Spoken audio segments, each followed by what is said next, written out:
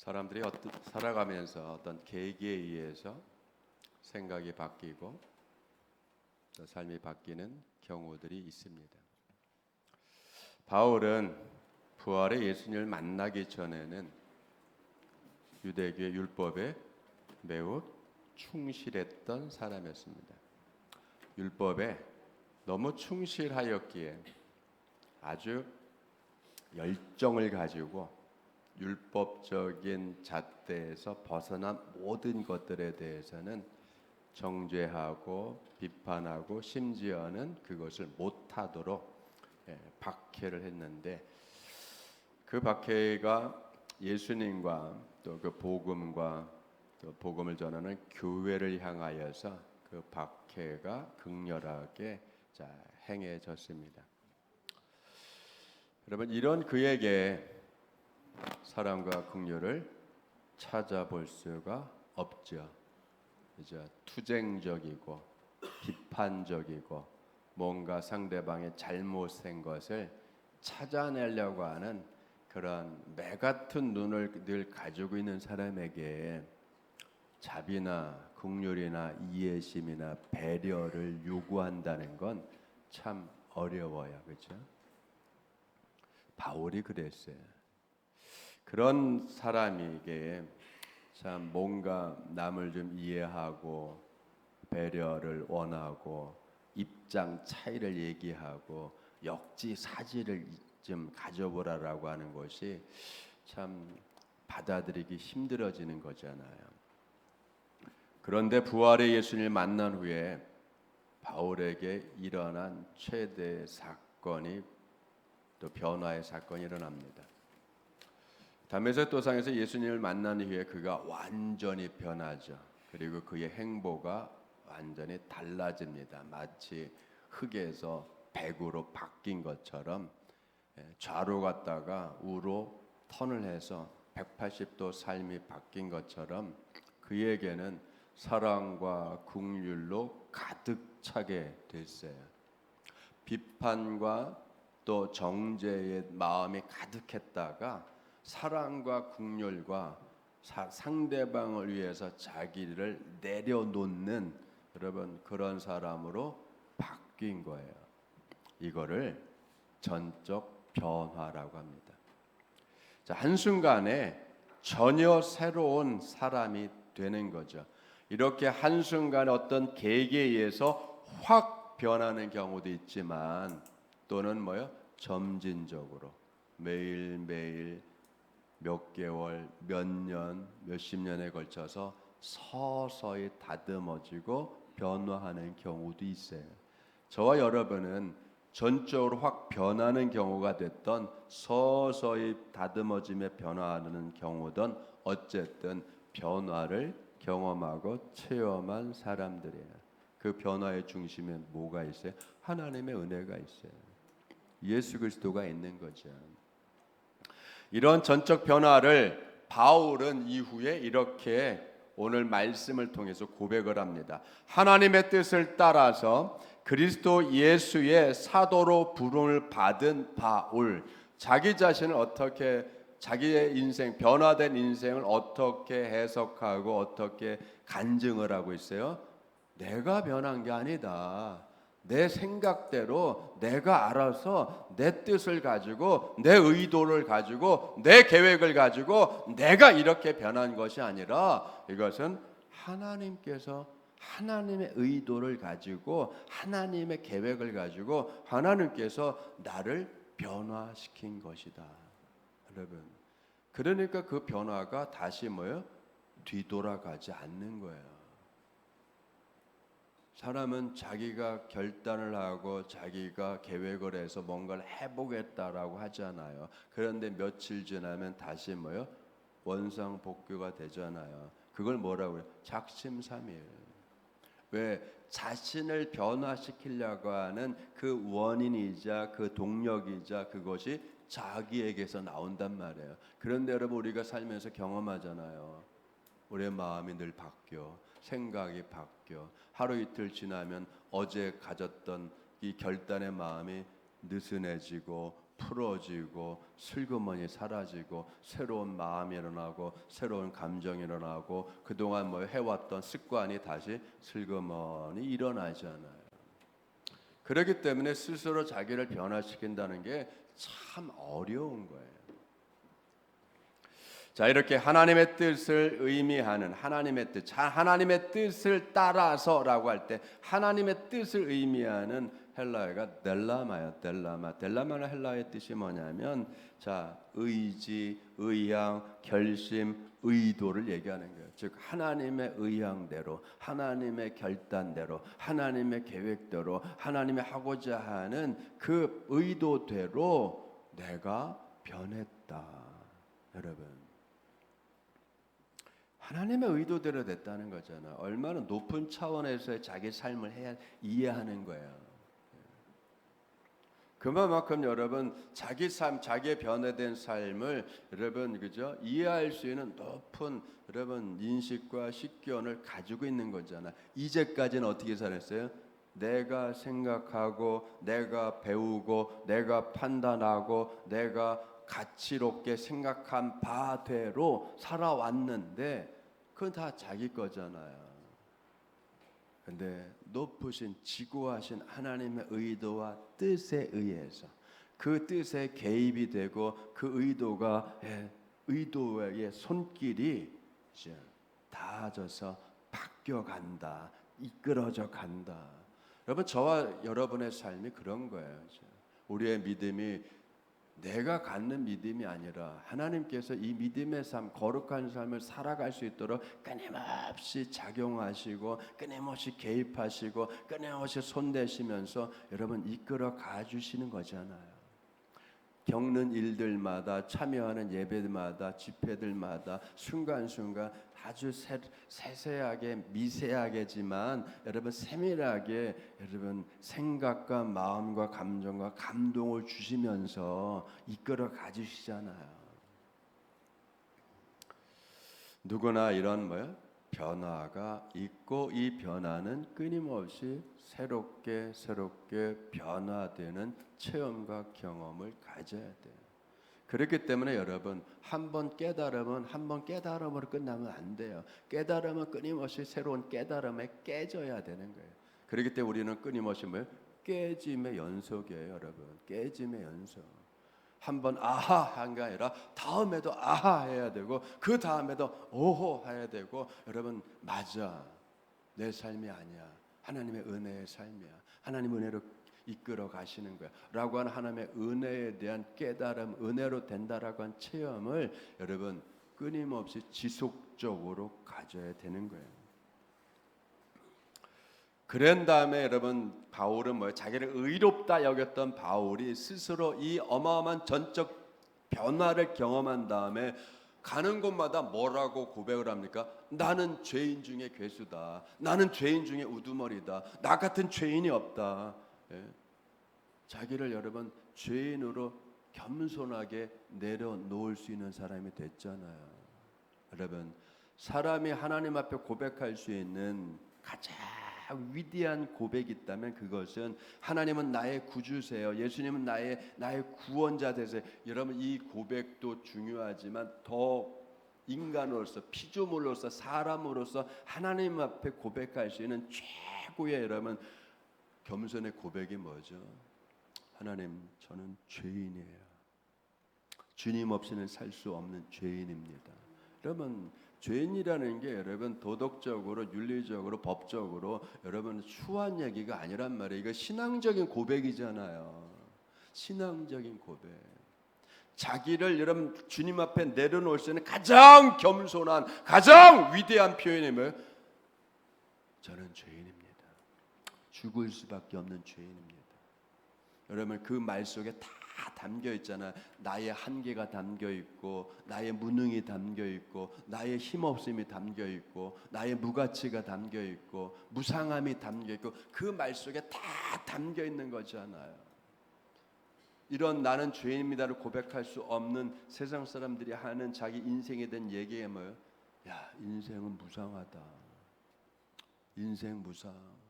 내가 이렇게 노력했는데 내가 이렇게 피땀 흘려서 했는데 돌아온 결과가 뭐야 이게? 야, 참 인생 무상하네. 인생 무상이 제일 여러분 인생을 고백하는 가장 뭐요? 바닥의 이야기잖아요. 인생의 바닥을 쳐봐야 고백이 나오는 거잖아요. 여러분, 우린 인생의 바닥에서 누구를 만나요? 주님을 만나는 거예요. 주님. 인생의 바닥에서 바닥을 치고 더 이상 더 내려갈 수 없고 더 나빠질 수 없고 더 연약해질 수 없고 더 허약해질 수 없는 그 바닥, 그 인생의 나락 맨 밑바닥에서 여러분 다시 일어날 수 있는 힘과 용기와 소망과 그러면 그 생명력 어디서 나와요? 나에게서 나오는 게 아니잖아요. 주님으로부터 나오는 거죠. 자, 이 고린도 교회가 어느 상황에서 세워졌는지 우리는 생각해 봐야 되잖아요. 첫 번째, 풍요와 방탕한 세상 속에 세워진 고린도 교회란 말이에요. 고린도는 로마 카이사르 황제 때에 다시 망했던, 파괴되었던 그 나라가 다시 한번 그 도시가 재건되고 건설되어서 아가야 지방의 수도로 세워진 도시란 말이에요. 그 당시에 여러분 생각했어요. 그 당시에 지금부터 2000년 전에 16세기 즉 임진왜란이 일어났던 당시에 전 세계 인구가 기껏해봐야 몇 억 안 된다고 했잖아요. 몇 억이 안 되는 그 당시에, 그죠? 16세기에 전 지구의 전 인류가 다 통틀어봐야 몇 억 안 되는. 그럼 그때부터도 더 1000년이나 더 1500년이 더 거슬러 올라간 바울 시대 여러분, 고린도는 60만 명의 도시였어요. 60만 명. 안성이 20만 명이 안 되잖아요. 평택이 지금 60만이란 말이에요. 저 정도 인구 어마어마, 그 당시에 60만 명 어마어마하단 말이에요. 그 숫자가.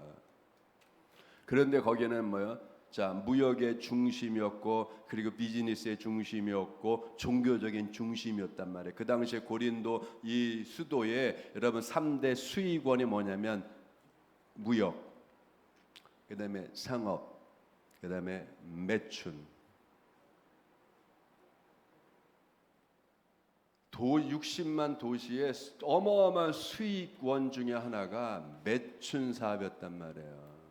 그러니 얼마나 흥청망청 놀고 그래요. 향락적이고 그러기 때문에 여러분 방탕과 향락과 사치스러움의 대명사가 바로 고린도식 라이프, 즉 고린티안 라이프였단 말이에요. 즉 고린도라고 하면 구약에서는 어떤 개념이 떠올라면 소돔과 고모라와 같은, 망해도 더 이상 이상하지 않는. 그런데 이상하게 돈이 돌아, 경제가 돌아, 금융이 잘 돼, 무역이 잘 돼. 그런데 밑바닥에 사람들은 향락을 위해서 즉 성산업이 어마어마하게 발달됐단 말이에요. 그러니 여러분 모든 무역을 하고 외국에서 와서 상업을 하는 사람들이, 외지 사람들이 고린도만 오면 뭘 하는 거예요? 여러분 성적 서비스를 어마어마하게 받을 수 있는 곳이란 말이에요. 그러니 여러분 얼마나 문란해요. 좀 문란하단 말이에요. 그런 곳에 하나님은 뭘 세우신 거예요? 예수 그리스도의 복음을 통해서 거룩하고 성결한 하나님의 교회와 성도들을 세웠단 말이에요. 그러면 여러분 생각하세요. 문란한 지역에, 부도덕한 곳에, 그런데 상거래는 잘 돼서 돈이 어마어마하게, 여러분 돈이 잘 돌아가는 곳에, 그러면 여러분 거기서 무슨 성결함이 나오고 무슨 거룩함이 나오고 그렇겠어요. 그렇게 흥청망청한 곳에 하나님께서는 성도들로 하여금, 교회로 하여금 어떤 모습을 갖게 하시는 거예요? 거룩함, 흠이 없는, 책잡을 것이 없는, 책망할 것이 없는, 거룩하고 깨끗하고 성결하고 도덕적으로 완결한 그런 삶을 살아가는, 여러분 한마디로 말해서 거룩한 신앙의 사람들을 하나님께서 그곳에서 마치 시궁창에서 아름다운 꽃이 피게 하듯이 그 시궁창 같은 그곳에 정말 정결함을 지키고 거기에 물들지 않는 여러분 그걸 오히려 이길 수 있는, 이겨나가는 정결한 하나님의 백성들을 그곳에서 살게 하신단 말이에요. 그게 하나님의 의도고 하나님의 뜻이죠.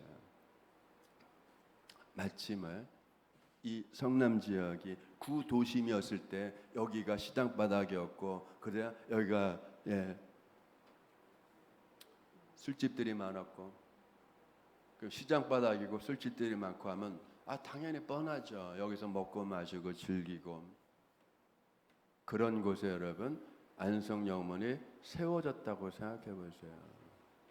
성결한 군대가, 거룩한 삶을 사는 사람들이, 그리고 이곳에서 50년을 버텨왔어요. 하나님께서 굳건하게, 이걸 뭐야? 하나님이 견고하게 하셨다. 사라지지 않게 하셨다. 흔들리지 않게 하셨다. 안성 영문을 통해서 직간접적으로 세워진 두 개 영문은 벌써 20년도 안 되는 사이에 사라졌잖아요. 금강 영문 개척했다 사라졌죠. 경기도 광주 영문 개척됐다 사라졌죠. 여러분 여기서 세워진 교회들은 20년 즉 25년 30년도 안 되는 사이에 다 사라지는데, 여러분 못판 교회로서의 안성 영문은 지금도 50년을 내다보면서 흐트러지지 않고 깨지지 않고 무너지지 않고 강건하게 서서 제 역할을 감당하며 복음을 증거할 뿐만 아니라 봉사하며 우리의 믿음과 우리의 신앙을 지켜나갈 뿐만 아니라 하나님이 주신 은혜와 복을 통해서 가정들을 끊임없이 지속적으로 신앙으로 유지해 나가고 있잖아요. 이게 바로 하나님이 견고케 하신다.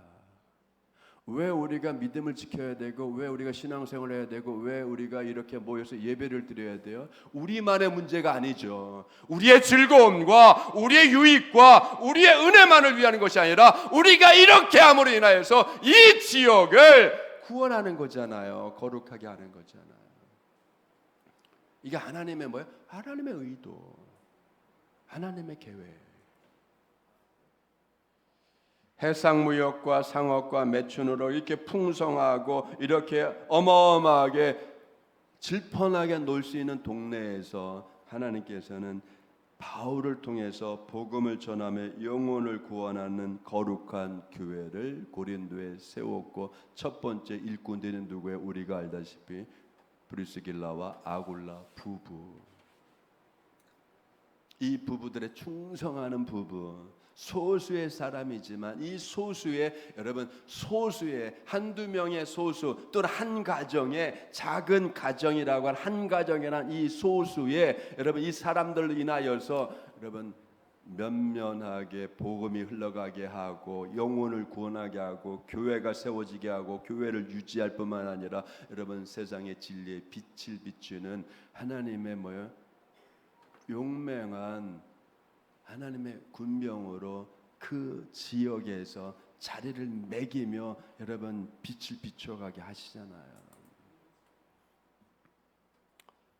그렇기 때문에 두 번째 우리가 이해할 거면 교회와 성도는 하나님께서 이끌어 가신다. 저와 여러분의 삶을 누가 이끌어가요? 돈이 이끌어가는 게 아니에요. 돈이 이끌어가는 것처럼 보이는 거죠. 사업이 이끌어가는 것처럼 보이는 거죠. 직장생활 이끌어가는 것처럼 보이는 거죠. 그러나 실질적으로 우리의 생명과 우리의 삶과 우리의 믿음과 우리의 존재 자체를 이끌어 가시는 일은 하나님.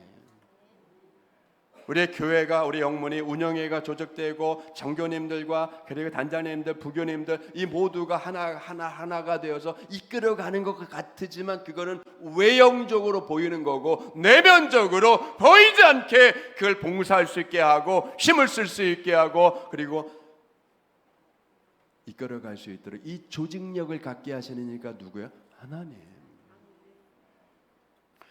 고린도라는 항구라는 공간과 상업이라는 문화를 통해서 우리는 고린도 교회 성도들을, 그리고 고린도 그 도시의 사람들의 성향을 알 수 있잖아요.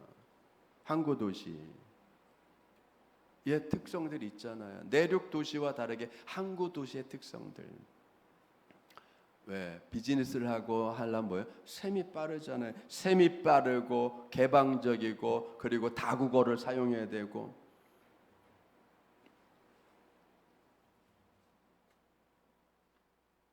몽골 울란바토르의 한국어가 어마어마하게 통용되잖아요. 뭐 CU, GS, 이마트, 편의점들 어마어마하게 많고. 여러분, 몽골인들이 한국어를 굉장히 잘해요. 왜죠? 유목민의 특성은 뭐냐면 새로운 지역에 가서 빨리 적응을 해야 되니까 언어 습득 능력이 굉장히 탁월하단 말이에요. 언어 습득 능력. 왜? 살아가야 되니까. 그럼 항구는 외국인들 상대해야 돼. 외국 선원을 상대해야 돼. 외국 비즈니스를 해야 돼. 그러니까 어떻게 돼요? 여러분, 셈이 빠를 뿐만 아니라 다국어의 능력이 있단 말이에요. 그러니까 개방적이죠. 그런데 뭐 개방적으로만 끝나는 게 아니라 자기의 익속을 챙겨야 되잖아요. 그러니까 자기 주관이 강한 거예요. 그러니까 뭐 논쟁적이죠. 여러분, 모든 그리스의 철학이 다 어디서 일어났어요? 저 항구 도시와 같은 곳에 일어났어요. 이제 왜? 철학이 별거 아니에요. 그리스 고대 철학은 장사를 해야 되니까 따져야 되죠. 논리적으로 따져야 되죠. 손해 보면 안 되죠. 그러니까 따지는 것부터 잘하는 거예요. 따지는 거. 그러니까 변호를 해야 되죠. 변론을 해야 되죠. 그러니까 당연히 뭐예요? 변론할 수 있는 변증학, 변론학이 여러분 발달할 수밖에 없는 거예요. 출신의 색채가 분명하잖아요.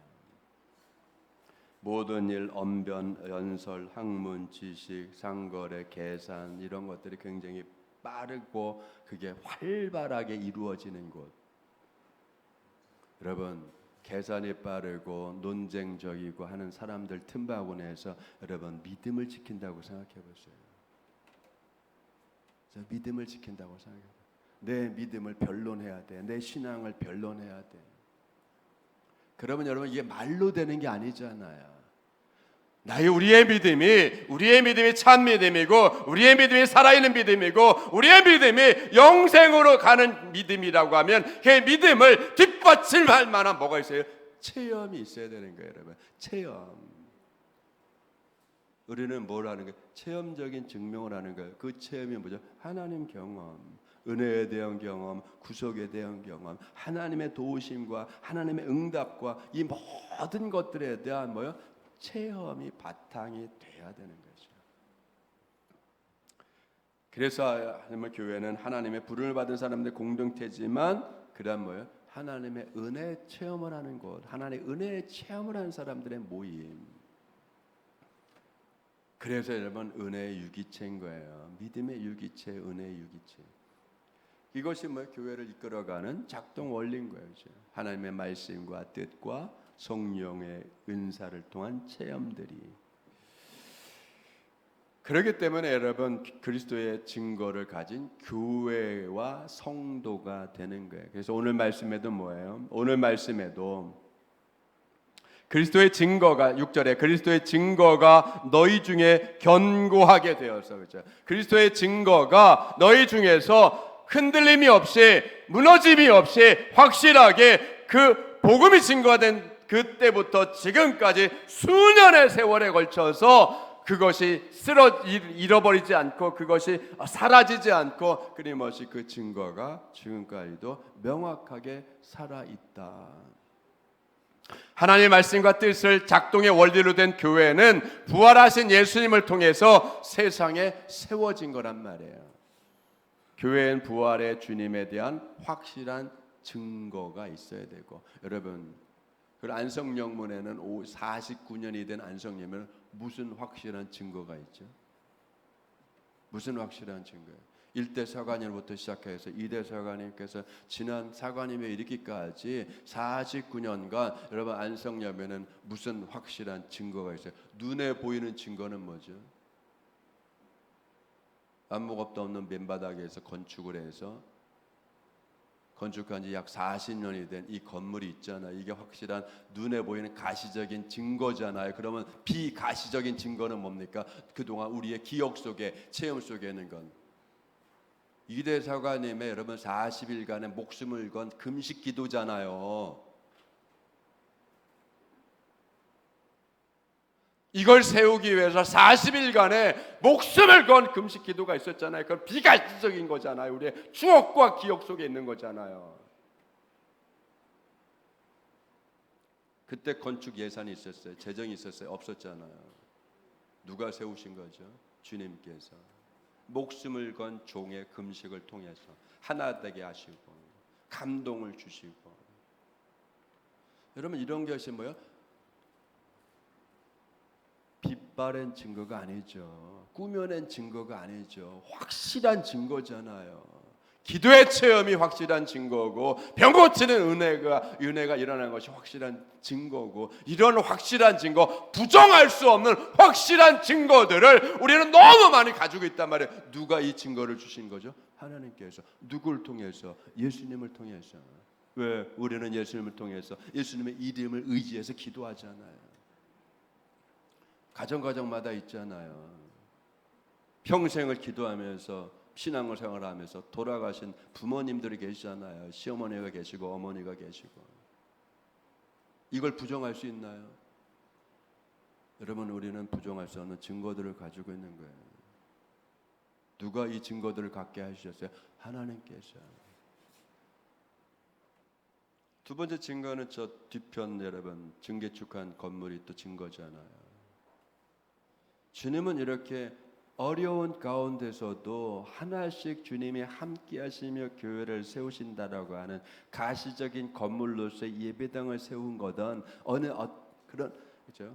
전도를 통해서 새로운 구원하는 성도를 구원시켜서 일꾼을 세우던 어떤 모든 증거들이 있는 거잖아요. 고린도 교회는 여러분, 이 고린도서 편지를 받는 동안에 4년의 세월이 흘렸어요. 4년의 세월이. 처음에 아굴라와 브리스길라 이 두 부부의 가정에서 세워진 교회가 여러분, 하나님이 함께 하심으로 믿는 자의 수가 더하게 하시고, 거기서 지혜와 은사와 각종 은혜를 체험하게 하신.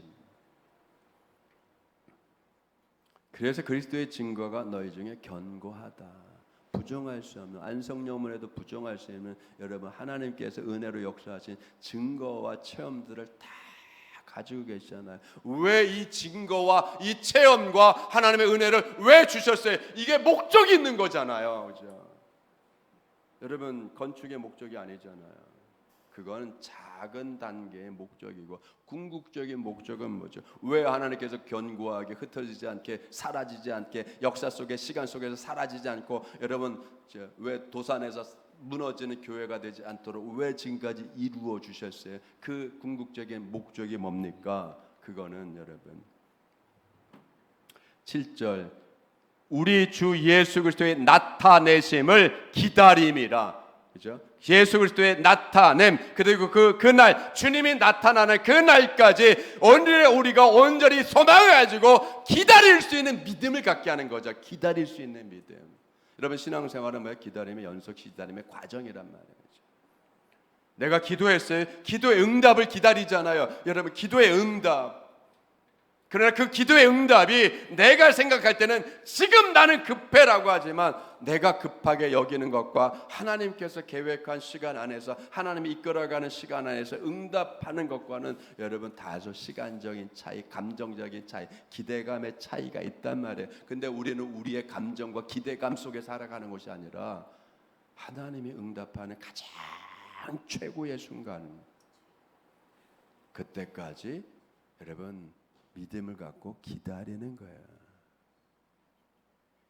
8절 말씀이에요. 예수 그리스도의 날에 책망할 것이 없는 자로 끝까지 견고하게 하시리라. 그리고 하나님의 개입, 하나님이 이끌어 주시고 하나님이 우리를 보호하실 뿐만 아니라 우리에게 은혜를 주면서 이 믿음의 삶을, 이 신앙의 삶을, 이 교회를 끊임없이 이 역사 속에 유지시켜 가시는 것은 우리로 하여금 책망할 것이 없는 온전한 사람을 만들어서 세우는 그 자리까지 이끌어 가시는 것이 하나님의 궁극적인 은혜 주심의 목적이란 말이에요. 이게 바로 견고케 하시는 하나님의 목적이에요. 고린도 교회 귀족들은 부의 축척을 제일의 가치로 세웠어요. 세상에서 돈의 힘이 강력해 현실 속에서 세상 삶을 견고하게 해주는 것은 돈, 재정, 재산, 플러스 권력 플러스 뭐 학력. 세상은 그렇게 얘기하잖아요. 돈이 없으면 권력이라도 가져야 되고 돈과 권력 없으면 학력이라도 가져야 되고 이 세 가지 돈의 힘과 권력의 힘과 학력의 힘은 이 세 가지는 꼭 서로 결합해 다니잖아요. 내가 돈이 있어 머리가 모질라 학력 높은 사람 채용해서 사업 돕게 하잖아요. 이것도 없어. 권력을 통해서 사업권을 따오기도 하잖아요. 세상은 그렇게 돌아가요. 그러나 하나님의 부름을 받은 교회와 성도들은 자신의 삶, 우리의 믿음의 삶을 견고하게 하는 토대가 뭐죠? 하나님이시죠. 하나님. 돈과 권력과 학력 이런 것들은 따라오는 거죠. 주님의 은혜 플러스 알파로 따라오는 거죠. 왜? 필요하면 주시니까. 하나님만이 교회와 성도를 책망이 없는 자, 즉 결격 사유가 없는 그러한 자로 끝까지 우리를 확실하게 세워 가시는 거예요. 만들어 가시는 거예요. 책망할 것이 없는 자라고 하는 헬라어가 아넨클레투스예요. 아넨클레투스는 뭐냐면 문책받을 것이 없고 설명을 요구할 것이 없는, 비난할 것이 없는, 결백한, 흠이 없는 거죠. 당신 이거 왜 이렇게 했어요? 이런 말들은 어디서 해요? 자, 형사 앞에, 검사 앞에 이런 범죄를 왜 저질렀어요? 결격 사유가 있다는 거잖아요. 문제가 있다는 거잖아요. 여러분 이렇게 뭐 범죄한 일이 없고 결격 사유가 없는데 왜 불려가요? 불려갈 필요 없잖아요. 우리가 하나님 앞에 너 왜 이렇게 행했냐? 내가 많은 기회, 많은 시간을 줬는데 어디다 썼니? 우리는 여러분 그 질문에 할 말이 없어지면 문제가 있는 거잖아요. 누굴 추천했어? 상 받을게 추천했어. 모든 주변 사람들이 박수천 맞아 받을 만한 사람이 이건 결격 사유가 없는 거잖아요. 명백한 거잖아요. 근데 여러분 누군가를 상을 주고 포상을 주는데 만약에 민원이 들었어. 저 사람 왜 줘요?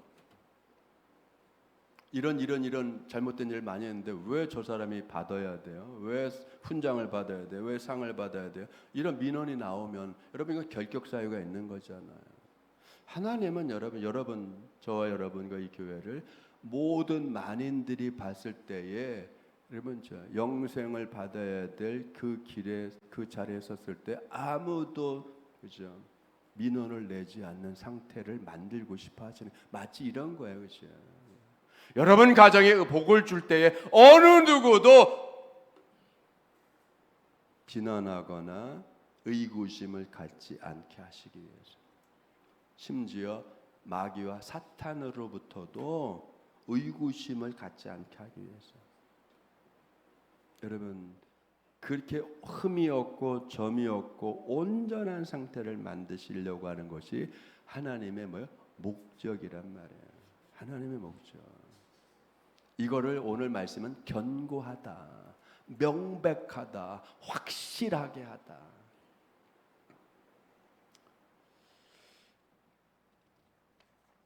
교회와 성도는 이 명백한 사실을 믿고 하나님을 의지하며 나가야 됩니다.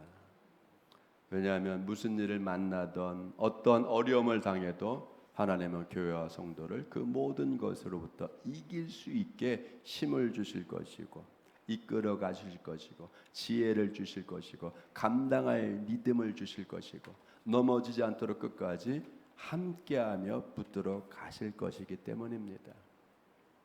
하나님만이 교회와 성도 여러분을 부르실 받은 여러분을 확실하게 상급을 받을 수 있도록 하실 것이고 이 부분에 대해서는 의심할 여지가 없는 거예요. 왜?